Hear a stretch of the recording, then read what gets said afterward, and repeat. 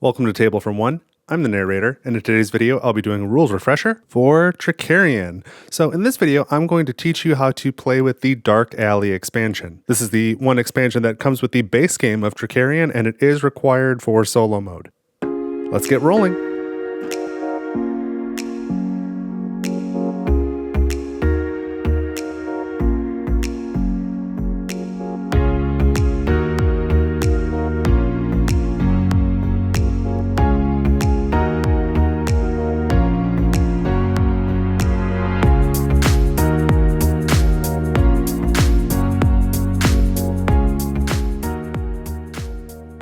Alright, so in this video, I'm going to teach you how to play the Dark Alley module for Trickerion. And the Dark Alley is this section down here in the bottom right quadrant of the board. And so this was included from day one in Trickerion, but the rules are set up in such a way that you could play without it if you choose to. I have actually never done so. But it's sort of a similar idea if you've played, for example, Dune Imperium Uprising. If you were to play that without the Chome module, it comes with the box. You don't have to include it technically. And so if you're sort of looking to ease your way into Trickerion, then you can play without this Dark Alley module, and it eliminates some of the overhead. But frankly, I think it's pretty interesting and also not the most complex part of Trickerion, so I recommend using it either way.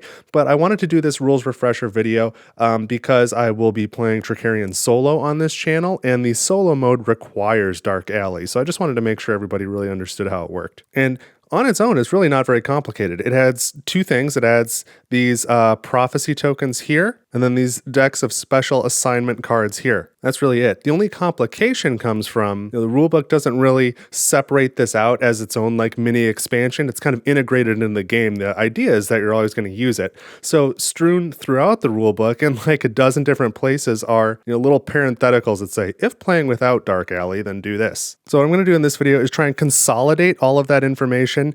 And so most of this is going to be setup and gameplay changes. I'm going to go over that in the beginning.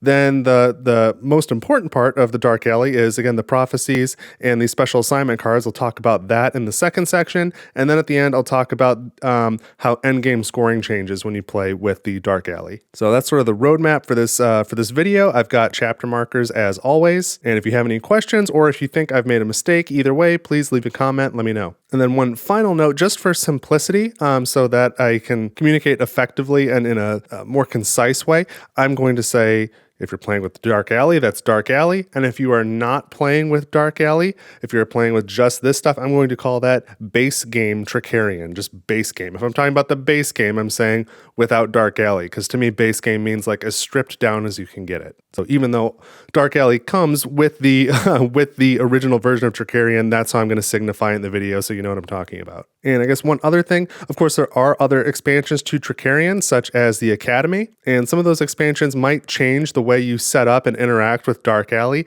I will cover those things in those expansion videos. So just as a quick example, there is another special assignment deck for the Academy if you play with Dalgard's Academy. And when I cover the rules for that expansion, I will talk about how it affects the Dark Alley. So this is just going to be again, going back and forth between the base game Trickerion, just this stuff, and Dark Alley without any of the other expansions factored in for now, but I will get there. So let's get into the heart of it now with all of the setup and gameplay changes. So obviously the Dark Alley is here pre-printed on the board. You don't have to do anything there, but you'll notice the section is designated with this cat symbol, this scared cat with its back arched. That is the icon for Dark Alley. So you will find it on all sorts of stuff relating to this I'll call it expansion or this module.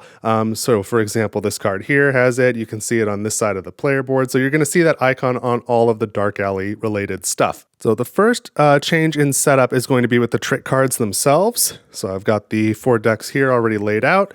You've got your level 1 tricks that you need 1 fame to acquire, your level 2 tricks that require 16 fame to acquire, and then when you play with Dark Alley, you also include the level 3 tricks that require 36 fame, so right there, to acquire.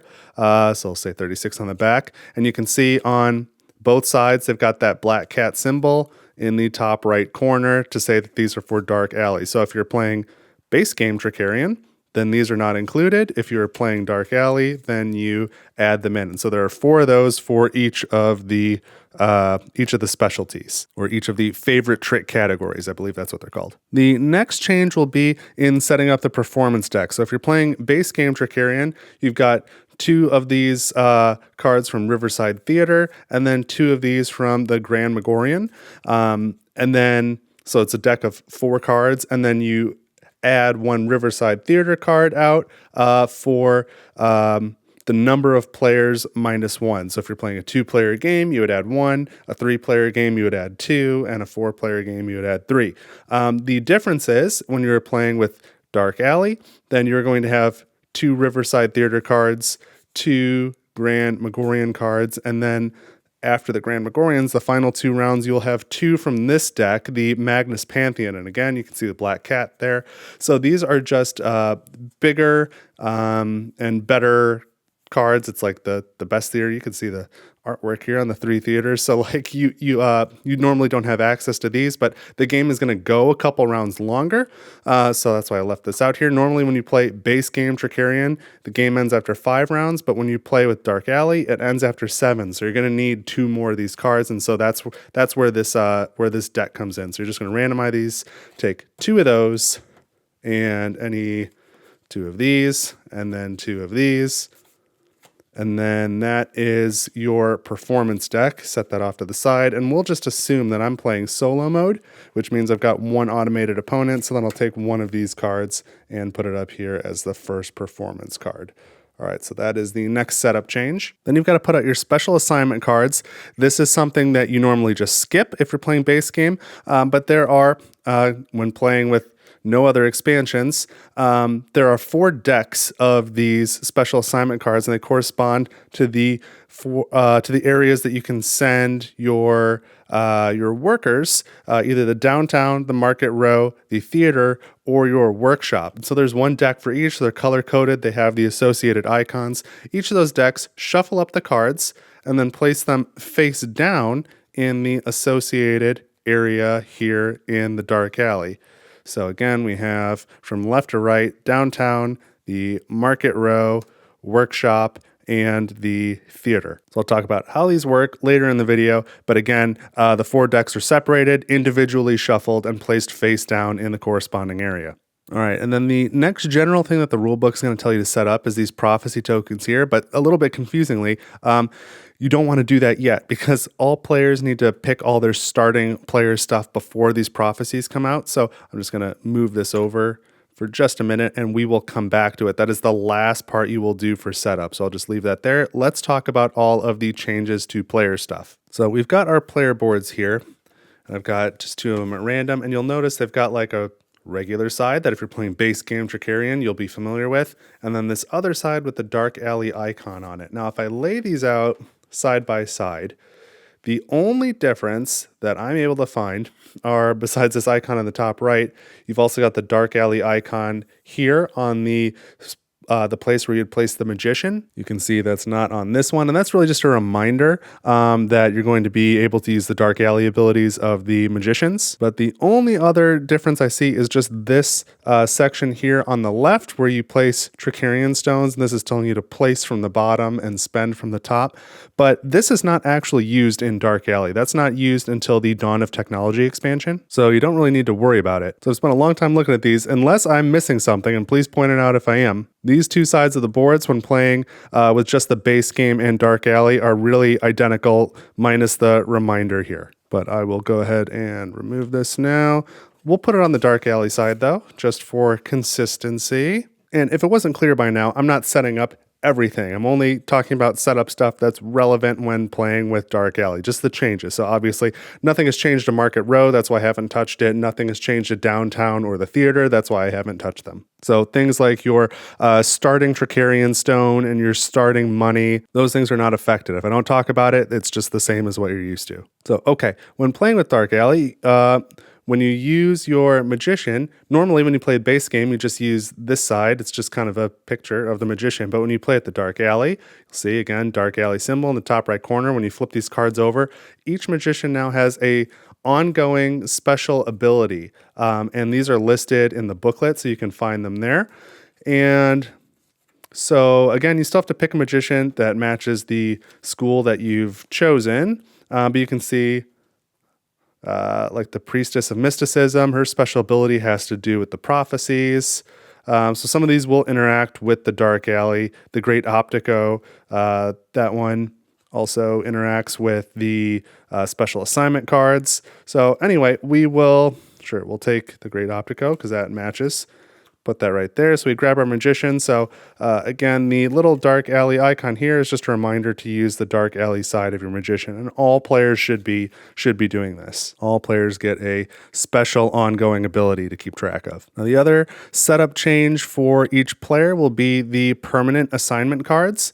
So let's go back here. If you are playing base game Trickerion, you will have 3 theater cards, 2 workshop, 2 market row, and 2 downtown. So if you've been playing without Dark Alley, this is what you're used to. When you play with Dark Alley, remove 1 copy of each location, like this. So you will have 2 theater, 1 workshop, 1 market row, 1 downtown, and then add in 1 Dark Alley. And these are your permanent assignment cards now. So you're going from 9 down to 6, and now you've only got 1 each for workshop, market row, and downtown, which can feel a little bit limiting compared to this. You can't double up on places as easily, and you can't get 2 people backstage plus your magician to do the performance at the theater. So, but you will have the Dark Alley, and this will introduce some new ways to get assignment cards. So we will put these here. These are our permanent assignment cards, and these cards are no longer needed. So now that all players have picked their favorite type and their magician, and then go ahead and do all the other player-specific setup stuff like pick your starting trick and get your starting components. Every player chooses their starting specialist. When all of that is done and each player is set, now we can set up these prophecies. So there's a big pile of these prophecy tokens here, and they all have the same backside, and it's got that Dark Alley logo on it. The rules will tell you to put these all face down and shuffle them up, and then select 3 at random and keep the face down shuffled up pile nearby because you will need to access it during the game. But friends of this channel know that that is a mechanic that I don't particularly enjoy. It's just a little time consuming. So I'm going to use this draw bag. This is a Brain Bucket Games one. You can get one at Brain Bucket Games on Etsy. Link in the description. I am one of the co-owners, but any bag will do. I like to put all the tokens in the bag, shuffle them up this way, and now we're just going to draw 3, and we're going to put them in these 3 spots. So let's do that. Here's 1. Here's 2. Which side is up on this one? This one. And 3.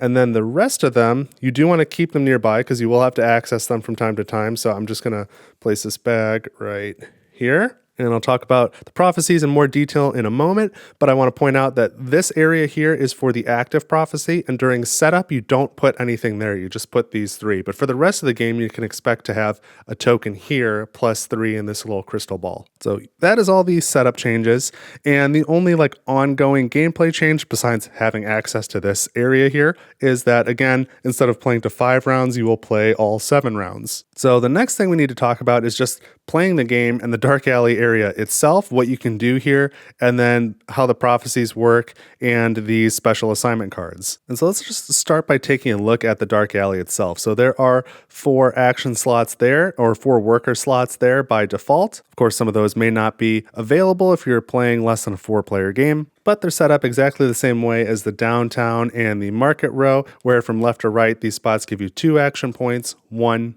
1, and 0. And just like the downtown and the market row, you can spend 1 time. You may spend 1 Trickerion stone to get 1 extra action point. So what do you do with these points? Well, the first thing you can do here is you may spend 1 action point to draw 2 cards from any one of these special assignment decks, and then keep 1 and the other is discarded. Or discarded is a little misleading, on the bottom of the deck. So let's say we want to take this action. We're going to pick one of these piles, and maybe we want, maybe we want the downtown pile. So we're going to pick the top 2 cards from the downtown deck.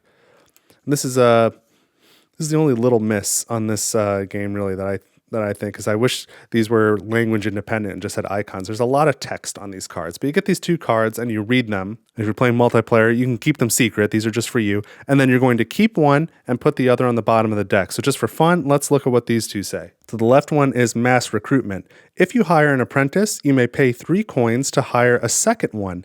This costs no additional action points and is independent from the die rolls. So that's pretty strong. The other one here is Headhunter. It says, you may hire any kind of worker regardless of the die roll as long as it's not an X. This higher character action costs you 1 less action point. So these 2 both happen to be about the this recruitment action, but they could be about other things, either about the other 2 action types here, getting coins at the bank or learning new tricks, or they could involve any number of changes here at the downtown. So pick one that you think you like. Let's take mass recruitment. We take the other one, flip it back over, put it on the bottom of the deck it came from. And now I keep this in my hand along with my other assignment cards. And so how does it work? Well, in the future, when I want to send somebody to downtown, I could either use my permanent downtown assignment card or my special assignment card, or of course, I could send multiple people downtown, because now I have 2 cards where normally your permanent cards, I would only have 1 downtown card. This is a way that I can now send 2 people to the downtown in the same round.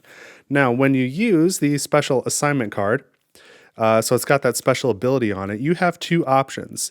You may either, when you send your worker to the spot, you may use that special ability, or you always have the option to forgo that special ability and instead gain +1 action point. So let's just say, for argument's sake, that I was sending a specialist downtown. So the specialists generally have 2 action points, right?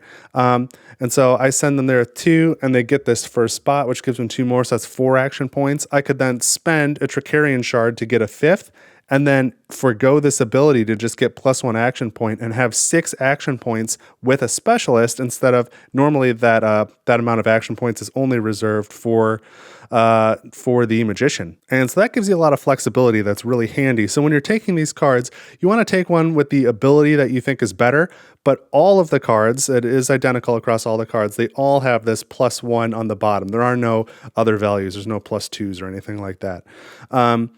So keep that in mind, that even if you don't like either of the abilities, you can always use it for an extra action point, and that is very valuable. And again, because your permanent assignment cards only include 2 for the theater, 1 for downtown, Market Row, and your workshop, this is a way where you can get 3 of your workers at the same time in the theater, or you can get theoretically more. I mean, if you continue to go to the dark alley and get more of these for any single area, you could, in theory, say that you're going to send 4 people to the Market Row or downtown or however else you want to work it. So that can give you some real flexibility, but it can also add another layer to your long-term planning in this game, which this game definitely favors some long-term planning. So I can see that could be a bit to wrap your head around. Now, one other thing you need to know about these special assignment cards is that during the end turn phases, the part where you pay wages and you bring your workers back and all that sort of stuff, any special assignment cards that you have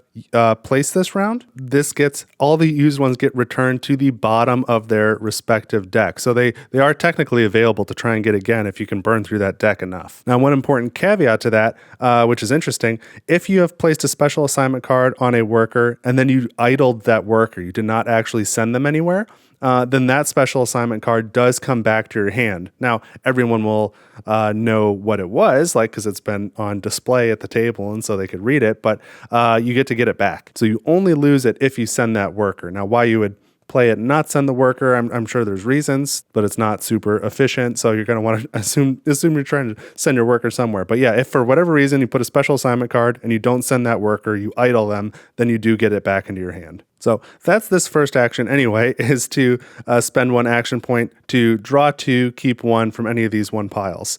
Now, you may only take this action once per turn, or more accurately, once per character placement. So you place one of your workers here on one of these slots, you may only take that action once. If you want more cards than that, you can take this action as many times as you can afford. So for 2 action points, you may perform that action again. So how else can I say this? The first time you draw 2, keep 1, costs 1 action point. Every time after the first costs 2 action points. So if I want to do that, I draw 2, and keep 1. That's 1 action point.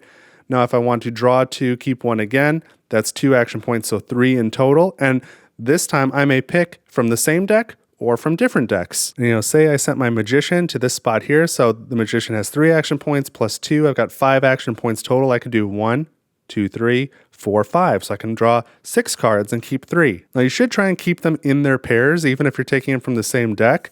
So I'm going to, for example here, draw 2, keep 1 of those 2, and also draw 2, keep 1 of those 2. You shouldn't mix and match and keep both of these. But the rules do say that because you have to read this and it can take a while, you can draw your cards, and when you're done doing all your other stuff, the next player can take their turn while you look this stuff over and put the ones you don't pick on the bottom of the deck that they come from. So I can maybe take these 2 into hand. And again, just to be clear, you can do this from the same deck or from multiple decks. I could say take 2, keep 1 from here, and take 2, keep 1 from here. So that's what these 2 actions are. I'll put these cards away now. And now let's talk about the prophecies. So there's 3 prophecies here in this little crystal ball, and they've got icons on them. And here in your Magician's Workbook in the back, you will find a list of all the prophecies and what the icons mean. These are all going to have game-breaking abilities, and some of them may favor one school of magic versus another. So there's definitely some asymmetry. Some of these prophecies are going to help some players more than others, but you do have some ability to affect what prophecies are active at any time. So let me start at the end a little bit. Let me start at the end of turn phase where, again, you're paying wages and you are retrieving your workers. During that phase, so this is starting at the end of round 1, whichever prophecy is right here, you can see there's arrows on here. This one is going to slide into the active position, and this ability is now active during the next round. Now at that time, the other prophecies that are here follow the arrows. This one goes here. This one goes here, and then this one, we are now going to draw a random one to fill that spot. So you can kind of see what is on deck, what's coming up, and that is, of course, helpful. You can plan for that a little bit, but there is another action here at the Dark Alley that you can take to affect this. So for the cost of 1 action point, you may cycle the prophecies, and they must follow the arrow, so they go clockwise. So this one goes here. This one goes here, and this one goes here. That is 1 action point. And so if you don't like that next prophecy that's coming up and you think maybe it'll benefit another player, or you just really want this next one, you can go to the Dark Alley, spend an action point, rotate these. It's got to be following the arrows. And now the one that was active, well, that won't come up for a few more rounds. And then this will be the one that comes up during the next round. So during the next end of phase, then when you're doing all your cleanup stuff, if there's an active one here, that's just discarded from the game. And again, you rotate, this comes in, this moves, and you draw from the bag and replace another time. So that's the other action in the Dark Alley, is just to rotate the prophecies. So you've got some ability to affect what the bonuses are going to be for the next round. And, just keep in mind, if you're playing with multiple players, if one of these is really going to benefit somebody else, you might rotate it away, and then they might come back and rotate it back in. So there's going to be sort of this back and forth of how important is it that a certain bonus comes out or not? And, are you taking that into consideration when you're planning for your next round? Because it can affect how many action points you have. There's all sorts of things to think about. Like this one that just happens to be here is huge if you're planning on it, especially in the early game. This is when you go to the downtown and you take this action to go to the bank. Whatever amount of coins you gain from the bank, double it, get twice as many. So in theory, if you were to go here and get 6 action points and both of those die happen to be at 6, you can get 24 coins in 1 turn. And then you're going to be set on your coins for the rest of the game at that point. So that is huge, but you better believe that if this is out there, everybody's going to be trying to go to the bank. So that's cool and pretty interesting. So that's those are the actions you can take at the Dark Alley. And so that's how special assignment cards work. That's how prophecies work and how you kind of rotate through these. And so you're going to go along at this point, play the rest of the game through the 7 7 rounds. Let's talk about endgame scoring now, because that's going to be a little different. And you'll see they have this. Here's a reminder on the back of the Magician's Workbook. If you're playing base game Trickerion, so without Dark Alley, you're getting 1 fame at the end of the game per Trickerion, or per Trickerion shard, I should say. 1 fame for every 3 money you have, every 3 coins. Then you'll get 2 fame for each apprentice and 3 fame for each of the specialists. So the assistant and the manager and the engineer. That is not how it's going to work when you're playing with Dark Alley. So here's the Dark Alley scoring. Again, there's the icon. So the first 2 lines are the same. You'll get 1 fame for each Trickerion stone and 1 fame for every 3 coins. But you will no longer score for any of your workers. Instead, you will score 2 fame for each special assignment card that you still have in hand. So these are the ones that you did not spend. So it is worth noting that if you're getting close to the end game, sometimes you end up with a lot of Trickerion stones. It might be worth it to go to the Dark Alley and, you know, if you can do this, spend the stone to be able to take this action to gain more of these, because these special assignment cards are worth more than the Trickerion shards. So each one of these that you have in hand is worth 2 fame. And finally, you're going to score your level 3 tricks. So we'll come back over to these. These are not, again, in the game if you're playing the base game, but there are, for each school of magic, 4 level 4 tricks that you need 36 fame to acquire. And you'll notice each of these has a special condition on the bottom. This is for endgame scoring. Now, unfortunately, these are not found in the Magician's Rulebook, but they are found in the main rulebook of the game. There's a reference table for game end trick bonuses for each of the 16 level 4 tricks that are in the game. So if we just look at these 4 from left to right, just as an example, for Vanishing Elephant, receive 7 fame if you have a manager. For Mutilation, receive 12 fame if you have an assistant, an engineer, and a manager. Stairs of Water says receive 2 fame for each advanced component in your workshop, including the manager's bonus components. And Beast Within is receive 10 fame if you own 4 tricks, regardless of fame threshold. So I think there's a nice little twist too. It gives you something to work towards. So let me just put these away again. So just don't forget, if you have any of those level 3 36 fame requirement tricks, you score for those at endgame as well. Though it is important to note, you can only score one of those level 3 tricks if you meet the trick's component requirement. So you don't have to have the trick in the theater, you don't even have to have it set up, but you do have to meet the requirement for the components at the end of the game in order to score for it. You have to theoretically be able to set it up. And while I'm thinking about it, I probably could have mentioned it earlier, but for, just as the level 3 tricks, all of their scoring abilities are in the main rulebook, so are the abilities of the Magician. They're in the appendix here. It's the first page of the appendix is Magician abilities. It's page 21 of my rulebook. It explains what all the Magicians do. And then next page 22 is the game end trick bonuses. So that is all in the main rulebook. But that should cover it for the Dark Alley expansion. So again, if you have any questions or if you think I've made a mistake, either way, please leave a comment. But I hope you found this helpful. Leave a like on the video if you have. Consider subscribing if you want more Trickerion content, because I've got a lot more coming. I've got a Trickerion playlist started, so you can find more there. I've got an unboxing of the Anniversary Edition. I've got rules videos coming up for all of the expansions, as well as solo playthroughs with all the expansions coming up. So don't miss any of that. And if you want to help support Table for One, you can always go to my Ko-fi page, ko-fi. Like all of these fine people who are listed on the screen now, reserved seating is for all of my recurring monthly Table for One contributors. So you can contribute one time or monthly, but if you're monthly, you get your name on the screen. And then the Head of the Table Award is again for my top 10 contributors over the last 90 days at time of editing. So see if you can get your name on the list. And if your name's on the screen, thank you so very much. And then if you're on Board Game Geek, I will also be posting these videos on Board Game Geek. Head over there, leave a like if you don't mind. And while you're there, grab a Table for One micro badge. It just helps to let people know about the channel. But that's it for this video. I hope it was helpful. Thank you so much for watching, and I've got a solo playthrough with Dark Alley coming soon, so stick around. Take it easy.